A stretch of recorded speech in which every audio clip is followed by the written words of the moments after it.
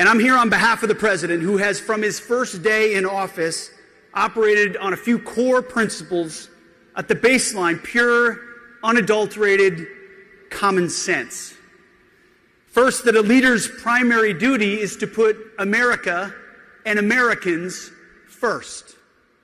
Second, that the surest and only real path to peace is through strength. As his Secretary of War, my mission is to execute President Trump's vision within our armed forces and ignite that revival. The mission has three core components, three pillars upon which we are building our national security. It's actually quite simple. First, we're reviving the warrior ethos inside our fighting force, reminding our warriors and our uniformed military that their sole purpose is to be the most lethal fighting force on the planet. So no more DEI, no more dudes in dresses, no more distractions. We're done with that shit. It's just standards, accountability, readiness, training, discipline, and lethality. Back to basics across the department, which is what our warriors really want.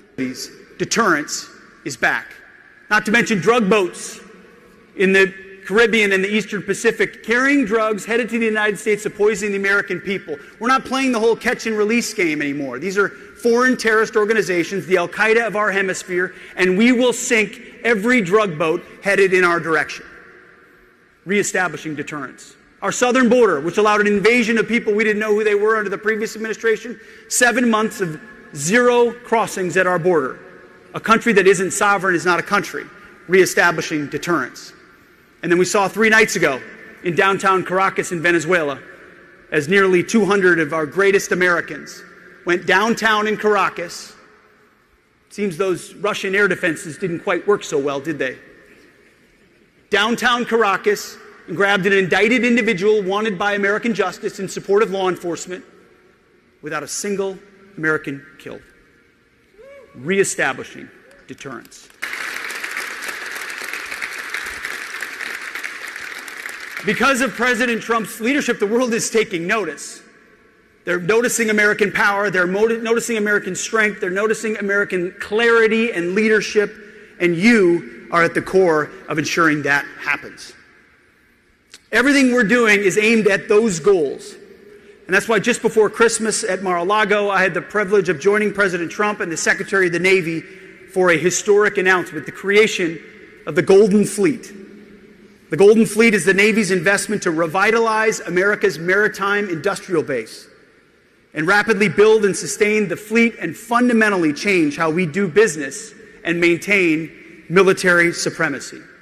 This new battle fleet, anchored by a new generation of Trump-class battleships, is a declaration to the world that our command of the seas is and will remain non-negotiable. Allow me for a moment to speak plainly about the threats to that freedom. We find ourselves in a world of growing threats, a world the comfortable elites in Washington refuse to acknowledge for far too long.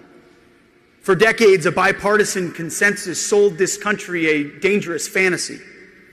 They told us that history was over, that the rise of peer competitors was a relic of the past, and that we could afford to trade out our industrial might the way it is in a global economy. Foolishness, recklessness. Not anymore. Not under President Trump. While we were policing the world, nation building in deserts, and debating pronouns at the Pentagon, our primary competitors, like the Chinese Communist Party, did something very different. They studied us, they learned from our triumphs and our mistakes, and then they started to build as well. And they've undertaken some of the most rapid, ambitious, and breathtaking naval buildups since World War II. While we decommissioned ships, they launched many of them. While some of our shipyards did not meet the demands of our country, they expanded at a rapid pace, but not anymore. While we seek good relations with China and the rest of the world, we are also ready. We recognize that we are in a new era of great power competition, a generational struggle to maintain peace through strength. and we will rise to meet that challenge.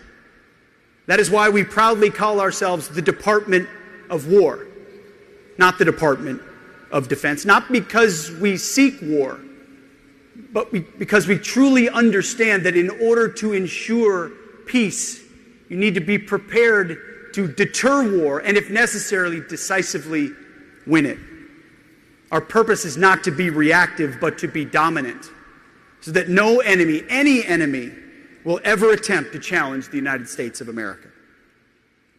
Now, this revival is not a matter of speeches or policy papers or think tanks and white papers in Washington, D.C. This is a matter of action. Across the entire War Department, we are developing new operational concepts. We're deploying cutting-edge technologies at a speed that's not been seen in generations. Jelajahi cara baru mendapatkan informasi. Download MetroTV Extend sekarang.